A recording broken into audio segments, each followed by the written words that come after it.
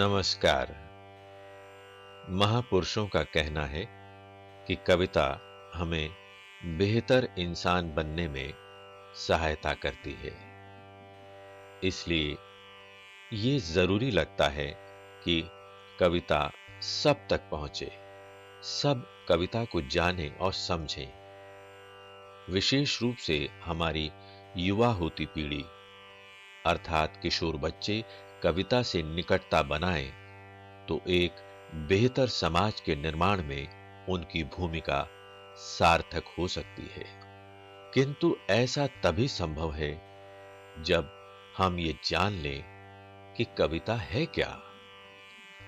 कविता का एक छोर जहां कल्पना को आकाश की ऊंचाइयों तक ले जाने की क्षमता रखता है, वहीं जीवन का यथार्थ कविता को धरातल पर लाकर खड़ा कर देता है। यही अंतर्विरोध ही कविता का जनक है। कविता का भाव जगत छात्रों के लिए हमेशा से जिज्ञासा का कारण बनता रहा है। इस श्रृंखला के कार्यक्रमों में उनकी इन्हीं जिज्ञासाओं का उत्तर खोजने का प्रयास किया गया है। नमस्कार साथियों, आज हम नई कविता आंदोलन के महत्वपूर्ण कवि सर्वेश्वर दयाल सक्सेना और उनकी कविता मेघ आए पर बातचीत करेंगे। सर्वेश्वर दयाल सक्सेना नई कविता के दौर की विषमताओं, विडंबनाओं को अपनी कविता में बखूबी पिरोते हैं। साथ ही गांव की संवेदना, गांव का प्रकट चित्रण उनकी कविता में हमेशा मौजूद रहता है। इस कविता पर और बातचीत करने के लिए हमारे साथ मौजूद हैं प्रोफेसर लालचंद राम। नमस्कार लालचंद जी। नमस्कार। नमस्कार आप सब। डॉक्टर लालचंद, क्या ही अच्छा हो कि हम इस कविता को समझें, इससे पहले कवि सर्वेश्वर दयाल सक्सेना का संक्षिप्त जीवन परिचय प्राप्त कर लें। बिल्कुल ठीक है। कवि सर्वेश्वर दयाल सक्सेना उत्तर प्रदेश के रहने वाले थे। उत्तर प्रदेश में एक जिला है बस्ती। हाँ। बस्ती में ही उनका सन 1927 में जन्म हुआ था। अच्छा। शिक्षा दीक्षा आसपास के परिवेश से उन्होंने प्राप्त की थी, किंतु उच्च शिक्षा के लिए उन्हें इलाहाबाद विश्वविद्यालय जाना पड़ा। जी। उच्च शिक्षा के बाद आजीविका के लिए उन्हें लंबे अरसे तक संघर्ष करना पड़ा। बाद में दिनमान पत्रिका के उपसंपादक बने। अच्छा। और उसके पश्चात पराग पत्रिका के संपादक हो गए। सर्वेश्वर दयाल सक्सेना ऐसे कवि हैं जो दौर था नई कविता का, उसमें ग्रामीण संस्कृति, मध्यवर्ग की संस्कृति, दोनों को बहुत बखूबी उनकी विषमताओं के साथ, उनकी समानताओं के साथ अपनी कविता में जगह दी है उन्होंने। और बहुत सारी विधाओं में उन्होंने लेखन लिखा। कविता, कहानी, नाटक इत्यादि विधाओं में उन्होंने रचनारत रहे। लेकिन उनके काव्य संग्रह कुछ इस प्रकार हैं। काठ की घंटियां, बांस का पुल, एक सूनी नाव, गर्म हवाएं, कुआनो नदी, जंगल का दर्द, खूंटियों पर टंगे लोग। मुझे कुआनो नदी से याद आया कि ये कुआनो नदी शायद जो उनकी बस्ती है, गांव है, उसके पास बहा करती थी। वही शायद उनके काव्य संग्रह का नाम बना। जी, और वो लंबी कविता के लिए कुआनो नदी जानी जाती है। बहुत अच्छा। चूंकि ये अन्य विधाओं में भी लिखते रहे, लेकिन मूलतः सर्वेश्वर दयाल सक्सेना कवि थे। काफी प्रसिद्धि इन्होंने प्राप्त की थी और उसी प्रसिद्धि के तहत इनको साहित्य अकादमी पुरस्कार भी इनको दिया गया। सन 1983 में उनकी मृत्यु हो गई, आकस्मिक मृत्यु हो गई। अच्छा। लेकिन उससे पहले एक उल्लेख करना चाहूँगा कि दिनमान में एक स्तंभ लिखते थे वो, चर्चे और चरखे। बहुत प्रसिद्ध रहा है। बहुत प्रसिद्ध रहा। चर्चे और चरखे कहीं न कहीं ये गांधी जी का जो चरखा था उससे जुड़ा हुआ है, उससे संबंध रहा। हाँ, तो उन्होंने, मुझे याद आया कि एक प्रसिद्ध नाटक भी लिखा था, बकरी। जी। उसके बारे में कुछ बताइए। बकरी नाटक जो लिखा बहुत चर्चित रहा है। जी चूँकि सर्वेश्वर दयाल सक्सेना जिस नई कविता के दौर में थे, जी नाटक बहुत प्रचलित नहीं था। हाँ, लेकिन सर्वेश्वर दयाल सक्सेना ने अपने समय की विषमताओं जी और विडंबनाओं को चित्रित करने के लिए बकरी नाम से एक नाटक लिखा था। अच्छा। जो उनको बहुत ही प्रसिद्धि और ख्याति का कारण बना। क्या बात है, आपने उनका बहुत अच्छा परिचय दिया, इससे उनकी कविता को समझने में मदद मिलेगी। जी डॉक्टर साहब, मैं पहले जो पाठ्यक्रम में कविता लगी हुई है मेघ आए, जी। उसका पाठ करता हूँ, फिर उस पर आप थोड़ी सी व्याख्या करें, बातचीत करेंगे। ठीक है, बिल्कुल सही। शीर्षक है मेघ आए। मेघ आए बड़े बंठन के संवर के, आगे आगे नाचती गाती बयार चली। दरवाजे खिड़कियां खुलने लगीं गली गली, पाहुन जो आए हों गांव में शहर के, मेघ आए बड़े बंठन के संवर के। पेड़ झुक झांकने लगे गर्दन उचकाए, आंधी चली धूल भागी घाघरा उठाए। बाकी चितवन उठा नदी ठिठकी, घूंघट सर के, मेघ आए बड़े बंठन के संवर के। क्या बात है। बूढ़े पीपल ने आगे बढ़कर जुहार की, बरस बाद सुधलीनी बोली अकुलाई लता ओट हो किवार की। हरसाया ताल लाया पानी परात भर के, मेघ आए बड़े बंठन के संवर के। क्षितिज अटारी गहराई दामिनी दम की, क्षमा करो गांठ खुल गई अब भरम की।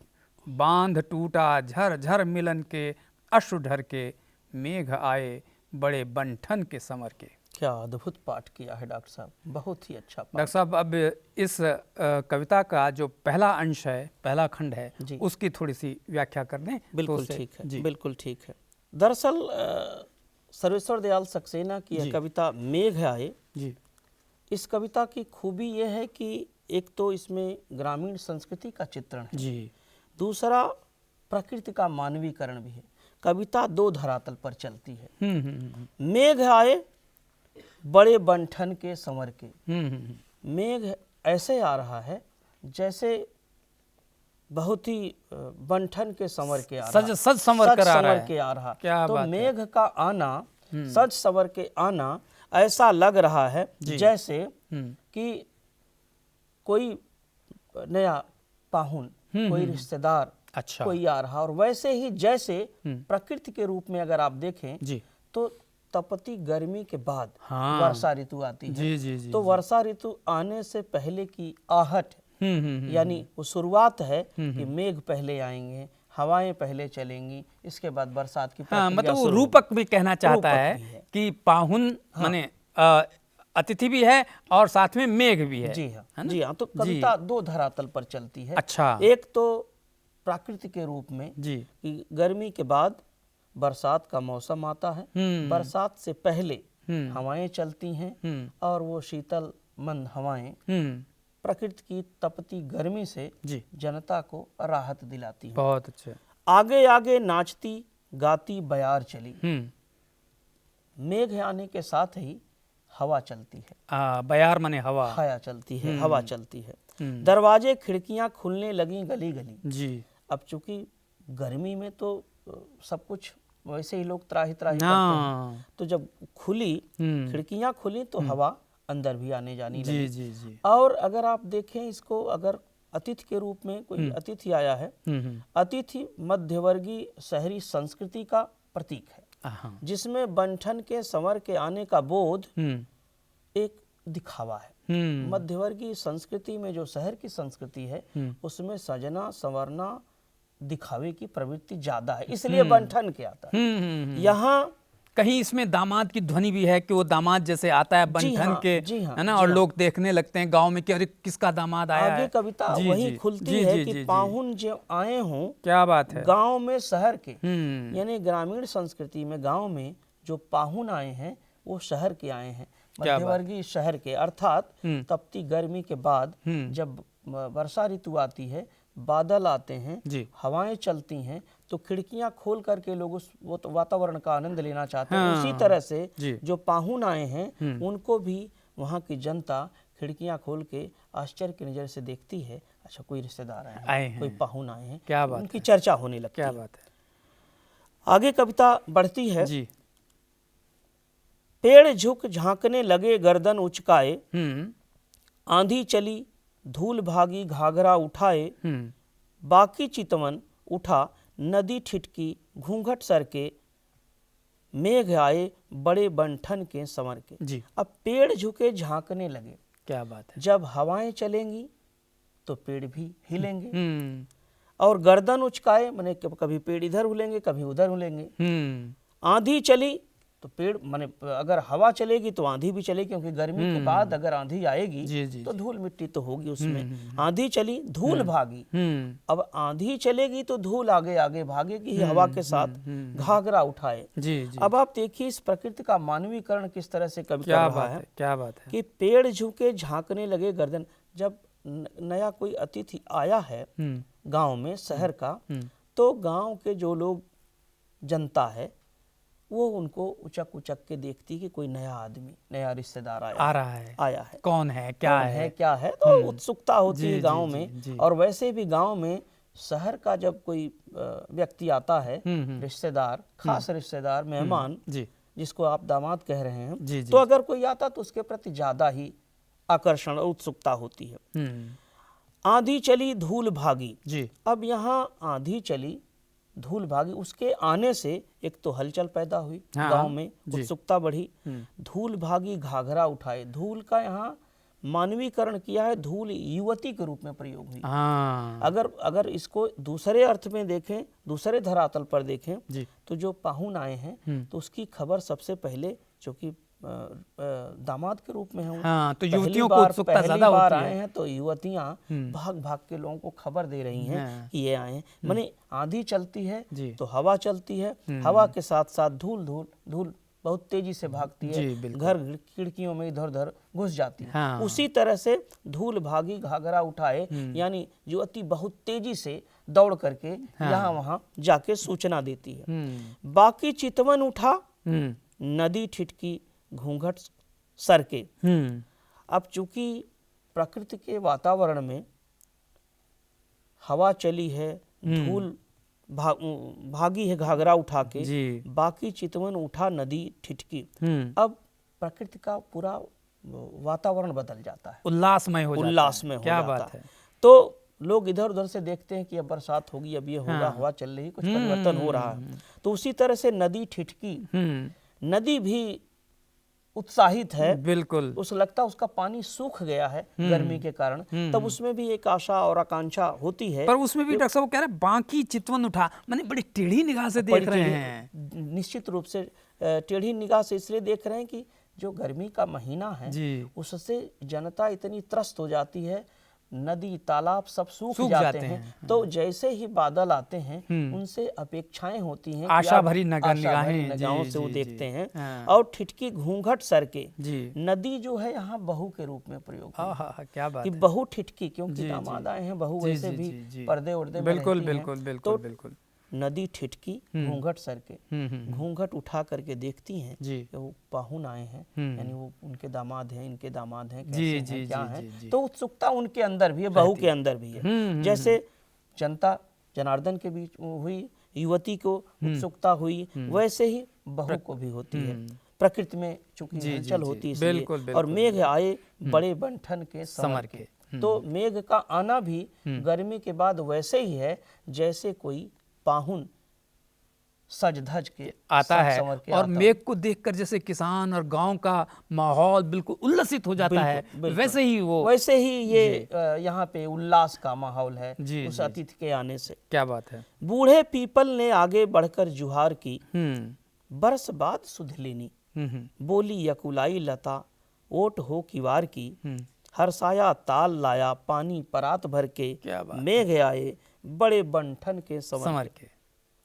अब बूढ़े पीपल ने आगे बढ़कर जुहार की, चूंकि जब प्रकृति का वातावरण में तो कम हवा होती तभी पीपल के पत्ते हिलते डुलते हैं, और जब हवा चलती है तो बहुत तेजी से हिलते हैं। तो बूढ़े पीपल ने आगे बढ़कर, सबसे पहले जब हवा चली तो बूढ़े पीपल यानी यहाँ बूढ़े पीपल आप कहें कि बुजुर्गों के लिए संबोधित है।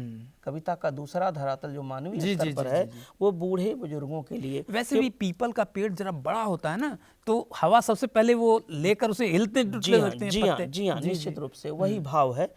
बूढ़े पीपल ने आगे बढ़कर जुहार की, ऐसे ही आदर के साथ झुक करके उसको स्वीकार किया जो पाहुन आया था, जो अतिथि को। उसको लगता है कि अतिथि पाहुन का सत्कार तो पूरे गांव, परिवार, समाज सब करता है। बड़े बुजुर्ग सब करते हैं, छोटे बड़े सब करते हैं। उसी तरह से बूढ़े पीपल ने जब हवा चली है तो सबसे पहले बूढ़े पीपल ने जुहार की, आदर सम्मान, स्वागत किया। क्या बात है। बरस बाद सुध लीनी। जी। अब वो कह रहा कि बहुत वर्षों बाद आप प्रकट हुए।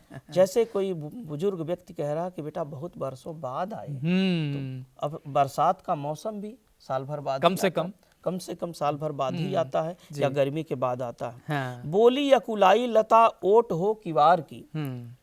अब लता है, पेड़ पौधे, वनस्पतियां हैं, तो वो जैसे किवाड़ से झांक करके उनको कौतूहल की नजर से देख रहे हैं कि अब बादलों से उम्मीद है। हाँ। कि वो सूख नहीं पाएंगी, हरी भरी होंगी। इसी तरह से लता यहाँ मेघ की पत्नी के रूप में आया है। अच्छा। बहुरिया के रूप में है, बहू के रूप में है। अच्छा। यानी बोली अकुलाई लता ओट, इसीलिए किवाड़ की ओट से छिप करके देख रही है। अच्छा। क्योंकि वो अपने चूंकि मायके में मेघ को, पाहुन को देख रही है, तो समाज की यह रीति है कि वो बढ़ चढ़ के आगे जाकर के उनका सत्कार नहीं करेंगे, पर परिवार समाज के लोग करेंगे। इसके बाद मौका मिलेगा तो भी करेंगे, इसलिए किवाड़ से छिप करके उसका सम्मान कर रही है। जी। हर्षाया ताल लाया पानी परात भर के। अब जब पाहुन आता है तो जिस भारतीय समाज की ग्रामीण संस्कृति का जिक्र यहाँ किया गया है, उसमें परात में पानी आता है और पाहुन का पैर धोया जाता है। ये भी आदर सम्मान का सूचक है। तो उस तरह से जैसे ही आए हैं तो परात भर पानी आया है। अब बरसात आने के है और तपती गर्मी के बाद जो बादल आए हैं, तो उनसे ऐसे लग रहा है कि अब ताल भी हर्षा गया, खुश हो गया है कि अब मैं भर जाएंगे। एक खुशी का वातावरण छा गया है। क्या बात है। आगे कविता बढ़ती है। जी। क्षितिज अटारी गहराई दामिनी दम की, क्षमा करो गांठ खुल गई या भरम की, बांध टूटा झरझर मिलन के अश्रु ढर के, क्या बात, मेघ आए बड़े बंठन के संवर के। क्षितिज अटारी गहराई दामिनी, यानी जिस तरह से बिजली आकाश में ऊंचाई से दमकती है, गरजती है, उसी तरह से रिश्तेदार के आने से, पाहुन के आने से पूरा वातावरण दमक गया है। क्या बात है। पूरे परिवार में, समाज में, गांव में एक उल्लास का माहौल हो गया। खुशी है जी। और कह रहे हैं कवि की क्षमा करो गांठ खुल गई अब भरम की। अब ये भरम यहाँ दो स्तरों पर है जी।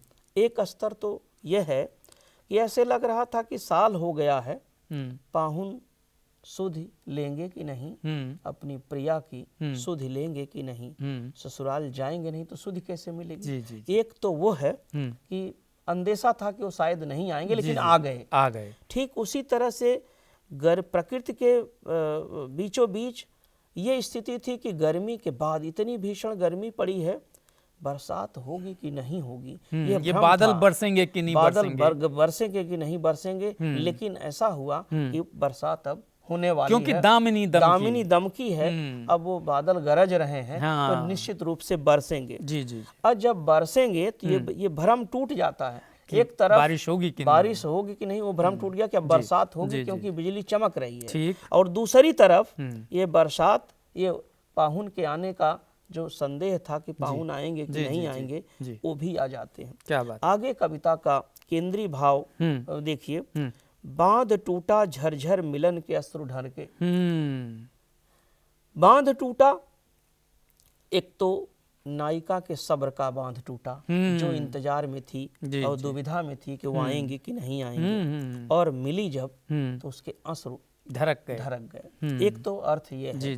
दूसरा, जब बरसात हुई तो बांध टूट गया, सारे ताल सरोवर तलैये सब भर गए, ये सब भर गए, कोई सीमा ही नहीं रही। ऐसा लगा कि सारे बांध जो थे वो टूट गए। क्या बात। बरसात इतनी हाँ, घनघोर बरसात हो गई। मेघ आए बड़े बंठन के संवर के। डॉक्टर साहब आपने बहुत अच्छे ढंग से इस कविता की व्याख्या की। अब इस कविता का संक्षेप में मूल संदेश क्या है ये और बता दें। कविता का मूल संदेश अगर आप देखें तो यह है कि जब भी कोई अतिथि आता है जी, उसका आदर सम्मान सभी लोगों को करना चाहिए, उसी उल्लास के साथ सम्मान करना चाहिए। वो बाबा तुलसी की लाइन है ना जी, आवत ही हर्षय नहीं, नैनन नहीं सने, तुलसी तहाँ न जाइए, कंचन बरसे में। क्या बात। अगर अतिथि के आने के बाद भी परिवार में, समाज में अगर उल्लास नहीं है तो कब होगा। इसलिए यह नैतिक एक संदेश, एक मूल्य इस कविता से मिलता है कि हमें अतिथियों का, अतिथि देवो भव की परंपरा और संस्कृति रही है हमारे यहाँ, इसलिए अतिथियों का सम्मान करना चाहिए। और ये सम्मान एक स्तर पर नहीं, पूरे गांव समाज सभी स्तर पर होना चाहिए। डॉक्टर साहब आपने इस पूरे सांग रूपक को जिस तरह से हमारे सामने उद्घाटित किया है, उससे कविता की सारी गांठें खुल गई हैं। निश्चय ये बातचीत हमारी